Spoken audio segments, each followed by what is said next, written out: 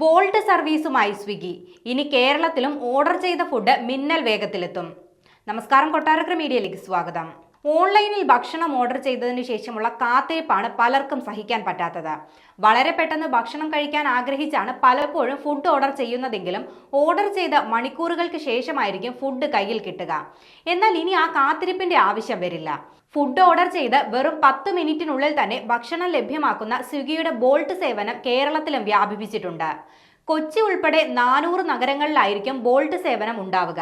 ബാംഗ്ലൂർ, ചെന്നൈ, ഹൈദരാബാദ്, ന്യൂഡൽഹി, മുംബൈ, പൂനെ എന്നിവിടങ്ങളിലായിരുന്നു സ്വിഗ്ഗി ആദ്യം bolt service അവതരിപ്പിച്ചത്. ഇവിടെയെല്ലാം സ്വിഗ്ഗിക്ക് മികച്ച പ്രതികരണം ലഭിച്ചതിന് പിന്നാലെയാണ് ഇപ്പോൾ കേരളത്തിലെ കൊച്ചി, കോഴിക്കോട്, തൃശൂർ, തിരുവനന്തപുരം തുടങ്ങിയ നഗരങ്ങളിലടക്കം 400 നഗരങ്ങളിലും സ്വിഗ്ഗി ബോൾട്ട് ലഭ്യമാക്കുന്നത്. ആന്ധ്രാപ്രദേശ്, തെലങ്കാന എന്നിവിടങ്ങളിലാണ് ബോൾട്ടിന് കൂടുതൽ ആവശ്യക്കാരുള്ളത്. ഹരിയാന, തമിഴ്നാട്, ഗുജറാത്ത്, പശ്ചിമ ബംഗാൾ, രാജസ്ഥാൻ, പഞ്ചാബ് എന്നിവിടങ്ങളിലും ബോൾട്ടിന് ആവശ്യക്കാരേറെയുണ്ട്.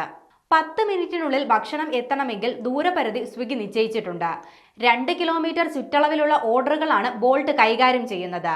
ബോൾട്ട് ഔട്ട്ലെറ്റിന് തൊട്ടടുത്തുള്ള ഡെലിവറി പാർട്ട്ണർമാർ വഴി മാത്രം വിതരണം ചെയ്യുന്നതിലൂടെയാണ് ഈ സർവീസ് ഉറപ്പാക്കുന്നത്.